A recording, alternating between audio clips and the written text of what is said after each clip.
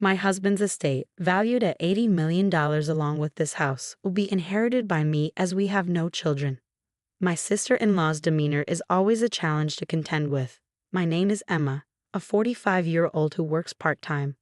My husband and I are blessed with 2 sons, one a senior and the other a sophomore in high school. The elder one is currently preparing for his college entrance exams, aspiring to follow his passion for law. His ambition was ignited at a tender age, likely influenced by my brother Oliver, who is a seasoned lawyer. A few years back, Oliver established his own law firm, which my eldest son admires greatly. From his early years, my son demonstrated a knack for academic excellence, a trait that Oliver wholeheartedly encouraged upon learning of his nephew's aspirations. Whenever they meet, my son reaffirms his goal to emulate his uncle's legal career, to which Oliver responds with a warm chuckle, urging him to swiftly pursue his dreams and walk in his footsteps. When my brother, who was married but childless, came to visit, he delighted in playing with my sons and showering them with affection.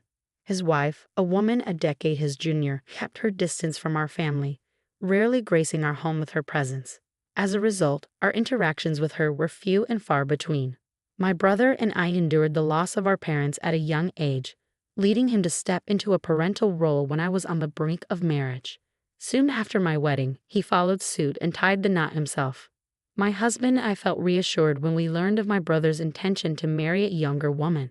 However, upon meeting his fiancée, I was taken aback by her perpetually sullen demeanor. We had anticipated joyous exchanges, considering she was about to marry into our family, yet her expression remained persistently glum as she regarded us. In the presence of my brother and his fiancée, I offered a superficial compliment, saying, "You two make a great pair." Yet my true sentiments emerge only in the quiet moments at home with my husband. I couldn't shake off the curiosity about why she seemed so discontented. As their marriage was sealed, my husband echoed my concerns, remarking with a hint of worry she didn't seem particularly joyful as a bride. "It's a bit concerning, isn't it?" Shortly before their wedding, my brother tied the knot with his 10 years younger fiancée. To celebrate my husband, our children, and I paid them a visit at their newly acquired house. The grandeur of the place left me in awe, a testament to my brother's success as a law firm owner. However, the absence of my sister-in-law raised eyebrows. In jest, my husband quipped to my brother, "Has your wife already abandoned ship?" Though meant in good humor, the tension in my brother's reaction left us both uneasy. According to him, whenever there's trouble, his wife retreats to her parents' home. Today, she stayed over to celebrate her mother's birthday. My husband's expression drooped, perhaps regretting his attempt at humor. Then, out of the blue, my brother posed a serious question with a poker face. "If I were ever unable to have children, would you consider letting me adopt one of yours?" I initially brushed it off as a jest, but my brother's earnest demeanor suggested otherwise. Stunned by the unexpected proposal, I found myself unable to respond, while my husband, with a chuckle, replied, "Who knows what the future holds? Let's cross that bridge when we come to it. If you're serious, and if our children are comfortable with it, we can discuss it then." Though my husband seemed to take it lightly, I couldn't shake off the underlying concerns about both the adoption suggestion and the strained relationship between my brother and his wife. It wasn't my place to interfere in their marital issues, but I couldn't help but worry. Subsequently, whether it was our visits to my brother's home or his visits to ours, he always came alone. His wife was conspicuously absent, further fueling my apprehensions. My brother never brought up his wife, so I refrained from prying into their relationship. After over a decade of marriage, her presence faded into obscurity in my mind.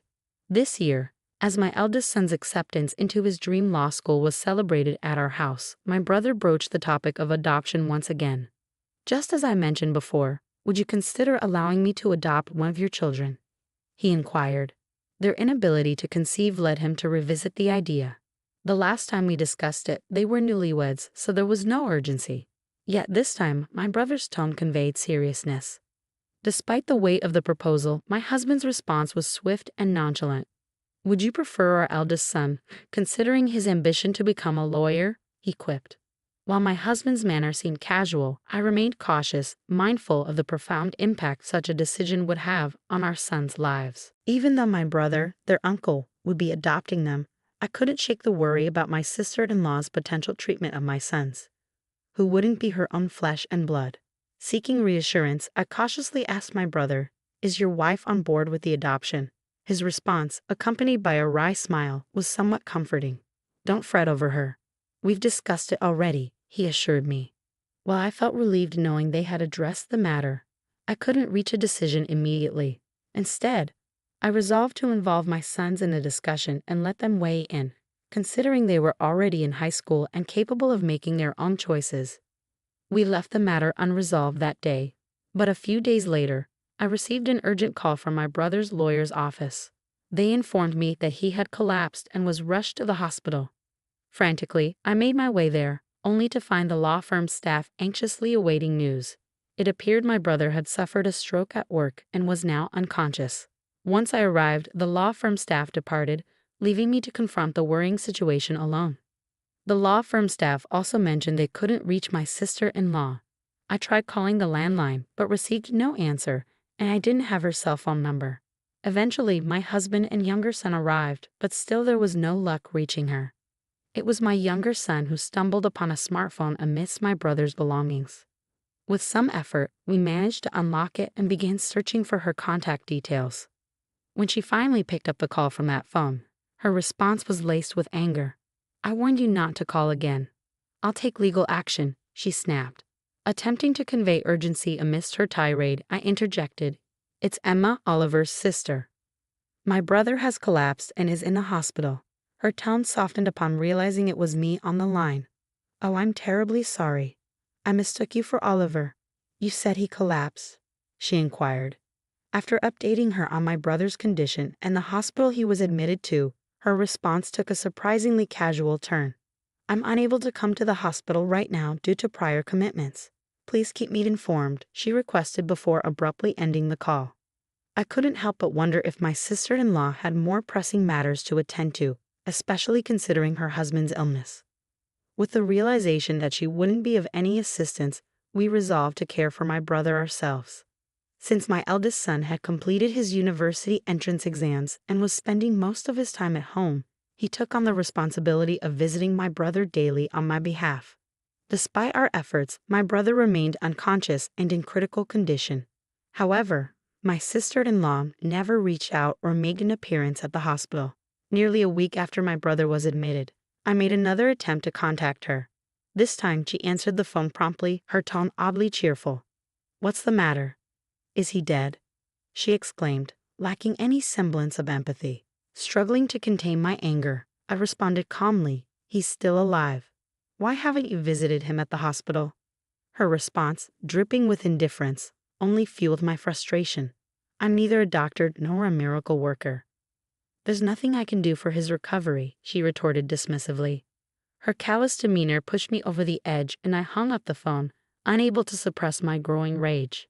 Suspicions began to brew within me regarding my brother's motives for wanting to adopt one of my sons. It dawned on me that perhaps he had resigned himself to the idea of not having children with his wife, indicating possible discord in their marriage. Curiosity led me to inquire about how they met after their marriage was finalized, to which my brother revealed they had been introduced through a marriage counseling agency. The revelation stirred a mix of emotions within me, especially the notion that my sister-in-law may have married my brother solely for the security of his profession as a lawyer and the promise of a comfortable life. This thought fueled my indignation further, but when I confided in my husband, his response cut deeper. If Oliver were to pass away in his current state, his wife would inherit the entire estate given their lack of children, he remarked callously. As my brother joined us to celebrate my eldest son's recent achievements and broached the topic of adoption, I couldn't shake the suspicion that perhaps his interest stemmed from considerations of inheritance rather than genuine familial intentions. I wish I could have reached a decision then and there, but the situation left me feeling powerless. After my brother's departure that day, I casually broached the topic with my two sons. To my surprise, my younger son expressed eagerness to be adopted, viewing it as a ticket to an easier life under Oliver's wing. Unlike his older brother, he seemed content to go with the flow, lacking clear aspirations for the future. I had anticipated my eldest son, who admired his brother, to follow suit, but his response caught me off guard. "I don't want to be adopted," he declared firmly, As the eldest, it's my responsibility to take care of you, Mom, and Dad. His words filled me with pride, yet I couldn't shake the feeling that my eldest son, with his ambition to become a lawyer, was the more suitable candidate for adoption. Although I longed to initiate the adoption process on behalf of my unconscious brother, the circumstances thwarted my efforts. Despite my reluctance to claim any share of my brother's inheritance, I couldn't bear the thought of a single penny falling into the hands of my sister-in-law, who seemed to be eagerly awaiting his demise. I could only hold on to the hope of my brother's recovery, but it never came to fruition. Days later, he passed away, leaving me with the solemn duty of informing my sister-in-law. My brother has passed away. Can we arrange a funeral? I conveyed the somber news. To my surprise, her response was oddly cheerful. You have the final say. Just please don't involve me in any formalities, she replied before abruptly ending the call. Feeling a surge of frustration, I held back my emotions as my husband and I took charge of planning the funeral. With assistance from the law firm's staff, we navigated through the arrangements. While my husband expressed concerns about the firm's future, my brother had already ensured its stability by entrusting its management to a capable individual. Thus, the firm would continue to operate seamlessly as a corporation. At the funeral, the turnout was overwhelming, with countless wreaths brought in to pay respects. The hall overflowed with mourners, a testament to the profound impact my brother had on so many lives. As the funeral unfolded, I found myself once again marveling at the incredible person my brother had been. Alongside me, my son lent a hand in the somber proceedings. However, his mood darkened upon witnessing the notable figures in attendance, presidents of major corporations, politicians, and other dignitaries. I should have been the one adopted, he lamented bitterly. I never realized how remarkable he truly was. My husband and I empathized with his sorrow, understanding the weight of his realization. As I fulfilled my role as a pallbearer, no one questioned the absence of my sister-in-law, nor was it brought up in conversation. I couldn't help but wonder if we were the only ones privy to the knowledge of my brother's marriage. They hadn't had a wedding ceremony, instead they simply embarked on a honeymoon. It dawned on me that even our relatives might have been unaware of their marital status. Reflecting on the situation, I couldn't help but harbor regrets. If only they hadn't married, there wouldn't be a need for a wife who failed to show up at her husband's funeral, and I lamented not allowing my brother to adopt my younger son sooner, fearing that she might seize control of my brother's estate with the support of the law firm's staff. The funeral for my brother had concluded, and I extended invitations for everyone to gather at his house for a meal, expressing my gratitude. Thanks to all of you, my brother will be able to rest in peace, I said, my voice laden with sorrow. As we mourned together, my sister-in-law made a sudden appearance, clad in a flashy pink coat, as if timed to coincide with the conclusion of the funeral. Addressing her with a mix of surprise and suspicion, I asked, "Why have you chosen this moment to come?" With a wide grin on her face, she spoke loudly for all to hear. As my husband's wife, I inherit his estate, valued at $80 million, along with this house. With no children in the picture, everything belongs to me. Her triumphant declaration prompted laughter from my brother's colleagues, leaving us puzzled by their reaction. My sister-in-law shot them a glare and scolded. "What's so funny? How rude." Her smirk quickly faded when one of the lawyers interjected, "We're aware that you're officially divorced." The revelation hit me like a thunderbolt. "You were divorced?" I exclaimed incredulously upon hearing the news the day before my brother's collapse. Glancing at my sister-in-law's visage, I saw a chilling expression etched across her features as she locked eyes with the individuals who had unveiled the truth. As she gritted her teeth, another lawyer interjected, "I've also heard that you were ordered to pay alimony due to the affair that led to the divorce. It's unavoidable." Furious, my sister-in-law directed her glare at the lawyer who spoke, snapping, "I'm not obligated to pay alimony anymore. There's no one left to pay." Her words dripped with disdain, but she was swiftly rebutted by the legal expert. "The right to alimony also transfers upon inheritance, so you'll still owe it to Emma, the sole inheritor." It dawned on me for the first time that I was the sole inheritor of my brother's estate. With their divorce finalized and our parents no longer alive, I was left as the last remaining family member. She seemed to grasp the reality of the situation, her expression morphing into one of horror as she locked eyes with me. prompting me to instinctively step back. Yet her demeanor remained defiant as she resumed her tirade. Don't I deserve half of the estate now that the divorce is settled? A lawyer, looking dismayed, interjected, Didn't Oliver provide you with funds upon the finalization of the divorce? I have the receipt certificate. Another lawyer chimed in. He also acquired a house prior to the marriage, so it isn't subject to property division. I found a sense of satisfaction in witnessing her being lectured by the lawyers. Despite her protestations, she appeared to recall something and chuckled lightly as she continued. There's still the life insurance. I should be the beneficiary. Her resilience impressed me, navigating through a hostile environment where everyone seemed to be against her. Then, with a smirk, she added, I changed the beneficiary of Oliver's life insurance to myself. However, the lawyer promptly refuted her claim regarding the life insurance, stating, Oliver was a resolute individual, so it's likely he made the change upon finalizing the divorce. As I sifted through my brother's belongings, I stumbled upon the life insurance policy, but my sister-in-law caught sight of it. Swiftly, she snatched the document from my grasp, her impatience evident as she scrutinized the beneficiary. However, her demeanor shifted to one of disappointment as she handed the certificate back to me, her shoulders slumping in defeat. It was then that I noticed the beneficiary was me. Realizing her efforts were futile, my sister-in-law blurted out her true sentiments without filter. I married a lawyer because I thought he was wealthy. But all I got was a pittance, and now I have to pay alimony. It's a colossal mistake. In response, the lawyer's expression hardened as he retorted. Oliver expressed similar sentiments. He regretted seeking the counsel of a marriage counselor, lamenting the monumental mistake he had made. Although my brother never confided such sentiments to me, his honesty was well known among his colleagues and subordinates. Faced with undeniable facts, my sister-in-law turned on her heel and departed from my brother's house. As time passed, she found herself obligated to pay alimony in installments, despite lacking stable employment. Desperate to fulfill her financial obligations, she hastily sought out employment opportunities. However, her lack of commitment led to a string of short-lived jobs. In a desperate attempt to secure quick wealth, she returned to the marriage counseling agency and set her sights on a wealthy individual. Deceiving him with promises of financial gain through marriage, she exploited his trust and attempted to swindle him.